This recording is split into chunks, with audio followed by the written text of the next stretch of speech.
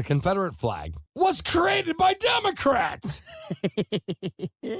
All right? The Confederacy was formed by Southern Democrats. That is where it started, right? And these are the same so-called Democrats that are trying to say, oh, it's bad now.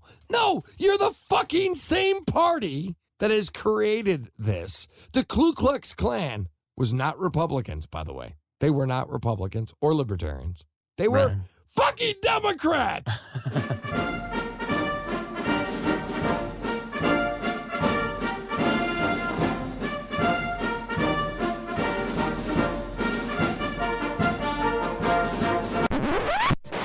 Information is free. The law. There is openness. The Johnny Rocket Launchpad. And now, here's Johnny. Hey, it's Johnny Rocket here at the Johnny Rocket Launchpad, launching ideas in your direction in Northwest, only rock and roll libertarian radio show. I'm here with my co-host, Mr. Kurt Nelson. Fucking A, baby. My voice of reason, the beautiful Heather Nixon. Hello, how are you? And we are always launching ideas in your direction, and they're liberty ideas. And this is what we're all about this show. It's liberty. And by popular demand, this goes out to Mike Renville at NWCZ. I am going to do the rollout. Really? Yes, and all times are Pacific. And go. NWCC Radio Fridays 4 p.m. to 6 p.m. Saturdays 8 p.m. to 10 p.m. Liberty Talk.fm Saturdays, Sundays 7 p.m. to 9 p.m. Liberty Movement Radio Friday and Mondays 5 p.m. to 7 p.m. Radio KSE hours on Tuesdays 2 p.m. to 4 p.m. Revere Radio Network 4 p.m. to 6 p.m. Various times at LRM.FM. Info Sub Fridays and Saturdays 1 p.m. to 3 p.m. The Johnny Rocket Launchpad is uploaded on iTunes and Podbean, Facebook /JR Launchpad, and Twitter at JR Launch. And you can check us out at jrlp.podbean.com and JohnnyRocketLaunchpad.com. Bam! Bam! Anyway, so this is Johnny Rocket here at the Launchpad, always launching ideas, and we have a special guest. Yes. I mean, really special guest. How so? What's the deal? What do you got? This guy, I met him at the Libertarian Cascade Convention in Washington State, and he is running as a Libertarian for President of the United States in 2016. Wow. Give it up for Steve Kerbel! Hey guys, how you doing? Johnny, Kurt, Heather? Hey man, how you doing? Doing great. Doing great. It's very cool to be here. Okay, so Mr. Kerbel, you're a businessman for 30 years, a CEO of an insurance company. You're an author, and the book is called Take Everyman Down, a 12-step program to servitude of the American Populace and Destruction of the American Dream. Encouraging title, I know, but I still like the book. It is. And your main ultimate goal is to bring the Constitution back to the people. Well, it really is. I mean, my whole goal here is I'm just so concerned about the future, with the Republicans and Democrats just going back and forth, doing the same stuff over and over. I really think that, our party needs to make a real stand this year to get out there to show Americans that they do have a chance at liberty in their lives. They still, according to the Constitution, can control the government, but we just haven't seen that in a long time. So I'm encouraging Americans to take the country back, to remember, what the vision of the founding fathers was, and don't forget that we can still remain in control. And I just think this is a very important year to do it. And I love your quote: if we left it up to Republicans, your bedrooms would have cameras for moral reasons. If we left it up to Democrats, your bedroom would have cameras so you won't get hurt. But either way, you'd still have cameras in your house or in your bedroom. Well, yeah. Well, and there's some truth to that. And I think that one of the things, because I think that the Republicans and Democrats have been masterful in creating this huge division between the two parties, people actually think they're different. And they think they're so different that they're scared to death that the other one's going to get in control. Right. And that's how they've captivated everything, But the truth is, they may have a different approach, but they pretty much do the same thing. And that illustrates my point. So, but yeah, I kind of like that one. I like to see the picture of the camera. There's a meme that they made up for that one. Yeah, it's great. I thought it was great. Yeah, I think that one's pretty cool. Have you always been a libertarian? I mean, at one point, were you ever like a Democrat or a Republican or anything like that? I never really was. I mean, as far as being a libertarian, I first caught the interest of the libertarian in my very first election I got to vote in, which was 1980. Wow. When it was Ed Clark was representing the Libertarian Party, and it was Ronald Reagan, and oh my gosh, okay, I'm going to pull a Rick Perry here. I forgot he was running against. He was running against. But but yeah, back then it was. Wasn't it Mondale or something? I think it was Carter running for re-election. election. That's what it was. Oh, okay. Yeah, it was Carter and Reagan and Ed Clark. And Ed Clark actually broke 1% of the vote that year, and he started getting some attention. And I've never really been enamored with either side. But boy, when Ross Perot came in 1992, I was behind him. And I don't know if you remember this, but he got 19% of the vote. I remember as the that. third party. I remember that's- Yeah. yeah, and that's why I'm thinking there's no reason in the world why we, an organized political party with likely ballot access in 50 states, can't get up into those competitive levels where people see us as a real alternative. And that's what I'm hoping to achieve this year. Well, I noticed like even the media, a big example, the media is one that will try to censor any kind of third party infiltration or try to silence them any way they can. And I noticed that, they won't even let libertarians in debates anymore. That's right. And why is that? What's the history behind that? Do you know? Well, I have an idea. Of course, there's a couple of lawsuits going on to try and take back the ability to basically let anyone who has the ballot access to allow them to win the presidency in the general election to get into those debates. But right now, the people that are controlling the debates are also controlled by the Republican Party and the Democratic Party. Exactly. And so basically, they've tried very hard to exclude us. I suspect that, I guess I don't know what's going to happen with the lawsuits, but I can tell you part of my plan, should I end up with the nomination, is that, it would be nice to have that paved road, to get there. Right, absolutely. I'm not expecting it really. And so what I'm thinking is after the nomination, I got to start playing hardball. He's to the line and the left hand. And I've got to get out there, and whoever the Republican nominee is and whoever the Democratic nominee happens to be, publicly shame them repeatedly on as many news networks as I can. Yes. And why is it you're afraid of us? And so to the point, basically, if I become enough of a thorn in their side, they may have no choice but to let the Libertarian Party into the debates. And if that happens, I feel very confident that we will end up with major party status at the end of this election. Mr. Kerbel, I just really quick before we continue on with this interview, I just want to make sure that you're okay with me saying words like f***ing shit or anything like that. No worries. No, I've heard those words and I've even uttered them myself. Okay, because I didn't want you to like call me Hitler later on or something. Oh, for heaven! No, I'm a libertarian. We've had some people get upset before, so. No. I have no issues with that. I mean, I'm gonna try not to let too many F-bombs fly from my perspective, but just at the same time, they don't bother me at all. Right on. Right on. So, do you think we have a problem with illegal immigration, especially pertaining to fraudulent identities and within the labor situation? What would be your plan to fix that? It's a several-step plan. I mean, first things first. I mean, why is it that people are coming here illegally? Well, first of all, we have a lot of laws to prohibit it. That makes it illegal. Right. But secondly, we're a welfare state for a lot of people. So they see the ability to come in and take advantage of some of the benefits that the taxpayers are paying for. Mm-hmm. And also they're looking to get a good job for the most part. I think that the bulk of the people are coming here because, if you're using people from Latin America, for example, I mean, they're just trying to support their families. They're not really looking so much to take advantage of everything. I think they're coming here knowing they have to work and willing to work. Mm-hmm. But I think that, the problem that we have is our own laws are creating the danger for us by making people have to be smuggled in illegally you don't just know what their motivation is. And because of Social Security and things like that, people come in and they'll use their cousin's Social Security number or they'll just create somebody out of the blue. And so we just don't know who's here. Right. And under normal circumstances, if the libertarian agenda were to be executed, really it's not going to matter because we're all basically going to be the masters of our own Masters world. Of our own domain. Exactly. Seinfeld reference. Okay, well, there you go.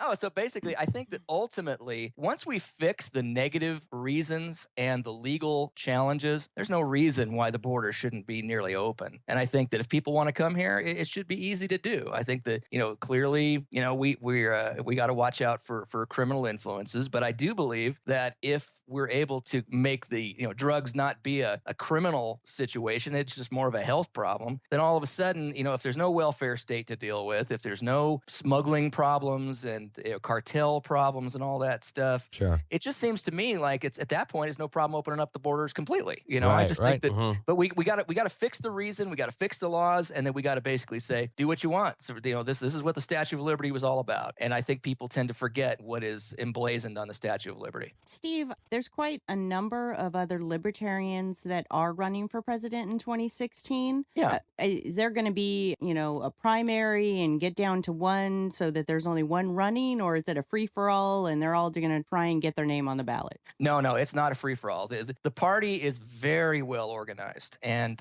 so the way that you get the nomination for the Libertarian Party is by a majority of the delegates at the Florida convention, which would be next May. Okay. And so let's say if there's 1,000 delegates, if 501 vote for you, you have the nomination. It's a very hard-earned nomination. It's not a freebie by any means. And so it's something where it's well organized. And, a lot of the other parties, especially the Republican Party, doesn't like us very much. And so they tend to try and cause us as many problems as we can. That's right, because they say you're stealing votes. Well, exactly. And what they don't understand that is if the Democrats were to listen to what we were saying, they'd like us too.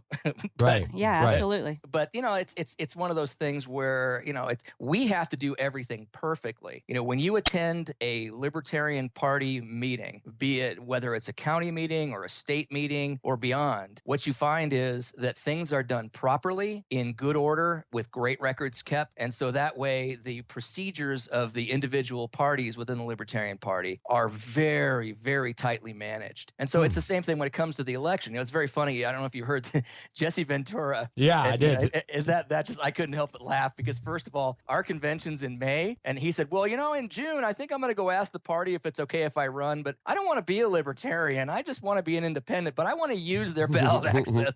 He's going to be late to that meeting. Well, not only is he going to be late, but if he shows up in May, he's going to get booed off stage. Right. Because, if you've gotten to know a lot of the people within the party, they work so hard. The sacrifice that they give of themselves and their time and their resources is amazing. And for someone to walk in and say, yeah, I just want to use all your work and, I'm not really going to represent your cause, but I'm going to use your name. Is that all right? Sure, man. Here you go. So I don't consider Jesse Ventura a reasonable alternative. I don't know many libertarians that really do. I don't know any, actually. Yeah, I think you're probably right. Yeah, I don't think that, he was cool. He had a cool couple shows, and he was cool in Predator. All right. Sure. Maybe he should that have, movie. and maybe he should have just stopped there, But I mean, he stirred shit up, and I give him credit for that because he's always been stirring shit up in the political realm now. That's good stuff. Yeah, absolutely. And so there's a number of people out there, but many of them, I don't, it's hard for me in my position to say who's good, who's bad, because the fact is, if they came forward, they're working with me to advance our cause. Right. And so, of course, we've got a competitive nature, and I do want to win the nomination, and I believe that I have a good shot at it. Right on. But I also know that, there are some people out there when a third party may say, well, some people are serious candidates. Some people are just, getting out there just to be involved. I don't see a lot of people that I would right now call serious candidates. Mm-hmm. It's going to be a fun time. It's going to be a good race. I've already signed up to be in many presidential debates around the country as a lot of the state conventions have come up. I don't know who's going to be able to make it there with me, but I don't want to debate myself. So. You can take me with you. I there can you be go. your VP. Cool. Right on. Roche. I'll do it. Go to the top or go home, That's right. Absolutely. That's right. Well, now that's why people come to me and they say, you have no political experience at all being, in the public eye. Why are you going for the highest office in the land instead of trying for, a more attainable local office? I can tell you why. I think I Why? know why. Because you're Tell not me. corrupt. Damn right. Yeah. But also, I just think that, life is limited, and it's nice to build a track record, to build up to a certain level. But the fact is, whatever I've done, I've always made a lot of noise. And I'm thinking that I can be the biggest benefit to my country and my party to go for this office and to make as much noise as I can, to be as edgy as I can without being a little over the edge. So I turn people away. But, I just really think that I can do the most benefit for our country by going for this office. And I really think that the timing is very good. I've seen recent studies that said that half of Americans see themselves as a third-party person, even though, of course, we don't have that many that are registered at this point. But Right. It says that now we're getting to the point where half, and probably shortly thereafter, the majority of Americans are going to be identifying themselves as neither a Republican or a Democrat. And I think that opens up a bright future for us. So That's an Steve, interesting point. yeah, absolutely. So Steve, why don't you tell our listeners why you're qualified to be president and why they should vote for you. Well, a country and a company have similarities. Mm-hmm. And I have been president of corporations now for about 20 years. And in that time, we faced a lot of challenges, from growing pains to regulatory issues to basically anything that you might see. And what I think is kind of interesting is a lot of the companies I've run over time, they've had good times and they've had bad times. And so I think the ability to bring a company through its bad times because of lack of capital or whatever challenges you may face can somewhat be related to what I'm trying to accomplish as president of the United States as a libertarian, because one of the things we're talking about, a very big part of our goals, is to be reducing the size and scope of government. And so essentially, in my plan is to remove income tax and corporate tax completely, replace them with a type of procurement tax, which means that the amount of money that's going to be coming in the beginning is going to be less. But at the same time, if you can cut the expenses in such a way that, it produces still the ability to bring down the national debt while bringing in a little less revenue and bringing it from a different way, there are similarities in between running a company like this and a country like this. The other thing too, I think is a big advantage is the fact that,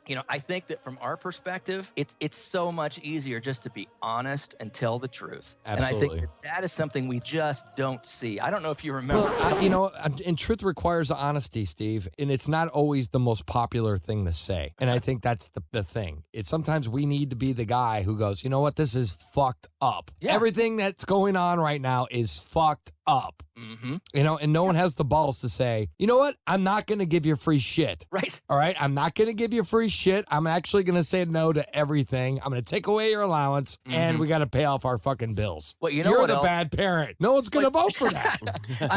I hope I don't remember what I was going to forget what I was going to say, but I remember when you and I were talking before. I don't know if you've used this, Johnny, but I still want to take this because it was a great analogy.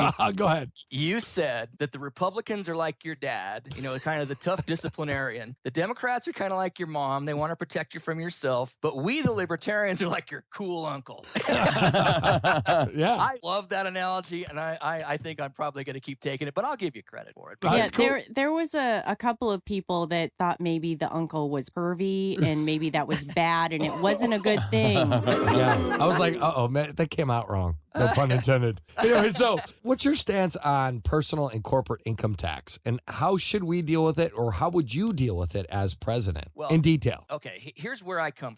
As I've learned, as I've been on the campaign trail and I've done interviews and I've had a lot of questioning, and those of you who are very involved and knowledgeable of the Libertarian Party has already experienced the fact that this is a lot of smart people. Okay, and so they ask very challenging questions, and for the most part, I think I've got my platform the way I want it to be. I understand how to relate to some of these things, but at the same time, I've given myself a place to go back to if I ever have to work into what I believe if I'd not addressed a particular issue in the past. And where my libertarianism begins is all about personal liberty. Mm-hmm. A lot of people say, without maybe understanding, that we're the party of personal liberty and fiscal responsibility, but I don't think they necessarily understand the connection. Okay. But the fact is, income tax and corporate tax are opposite of liberty. Okay, first of all, you've got the government saying, you're going to give me this money. If you don't, there's going to be civil and criminal penalties, and we're going to spend it on whatever we want through the representative government and the ultra gazillion page documents that they call the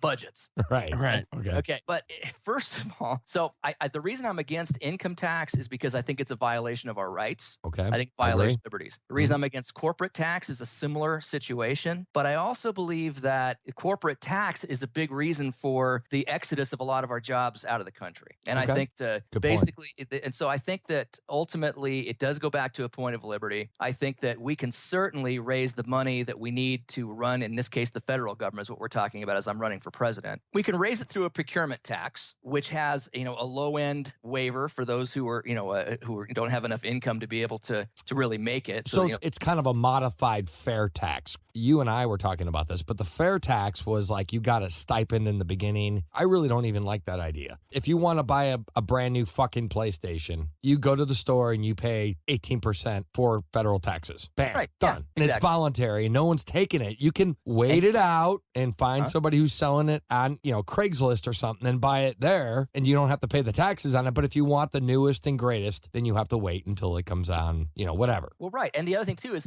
it goes back to you having the liberty to decide when your money is spent. Absolutely. I mean, you still don't, the American citizen still cannot decide where every tax dollar is sent because that's what the representative government's for. Right. But at least they can choose when they're going to pay it. The other thing, too, is, employers in this country, and I can speak personally about this because in my career, I've probably employed several hundred Americans. And I know that whenever you hire someone in America, the government comes after you. Mm-hmm. Okay. Mm-hmm. You verify your legal status. Make sure that your taxation is appropriate. Make sure that you've got your identification, all this stuff. And then they're constantly auditing and challenging and threatening. Right. And so, and even have to fill out paperwork now for Department of Homeland Security regarding how many days of work I missed and checking it with the records with the NSA and whether or not I am at work at this time. So do I have an alibi in case I bomb, bomb,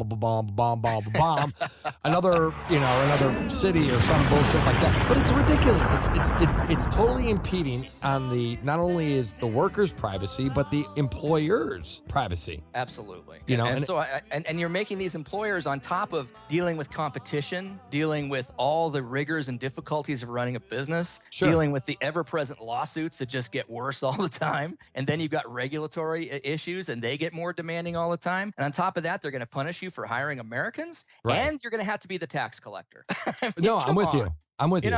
It's just, I really think there's a better way to be dealing with this. So I don't really get the whole fair tax thing. I think there's a better way of doing that as well. But Right. I think that you just got to give the people the choice as to when they spend their money, and when they spend their money, they're paying their share of taxes. The only thing you don't want to do is, and if you have a struggling family that can't afford food, to add a 20% penalty to it. Right on. And so that's the kind of stuff you got to watch out for. Yeah, and you make a great point, Steve. I think you're spot on with that because I think that we need to rework our tax system 100%. We do. And I don't like the whole direct income tax bullshit and all that other garbage. But anyways, this is Johnny Rocket here at the Johnny Rocket Launchpad, launching ideas in your direction in Northwest only rock and roll libertarian radio show. I'm here with my co-host, Mr. Kurt Nelson. Hey, everybody. Make sure you go to Glass Doctor of Seattle so they can diagnose your home, auto, or business glass. Mention the Johnny Rocket Launchpad for 10% off your service. See what the Glass Doctor can do for you at www.glassdoctorseattle.com. And my voice of reason, the beautiful Heather Nixon. Oh, thank you. And you can check us out on Liberty Talk FM Saturday and Sunday, 7 p.m. to 9 p.m. Eastern Standard Time, and also on Liberty Movement Radio Friday and Monday, 5 p.m. to 7 p.m. Eastern Standard Time. Anyways, this is Johnny Rocket, always launching ideas in your direction. Next up, we have Billy's Burns, whatever chaps his ass. We're talking to presidential candidate Steve Kerbel. Check him out at stevekerbel2016.com. And stick around, we got more Launchpad, always launching ideas in your direction.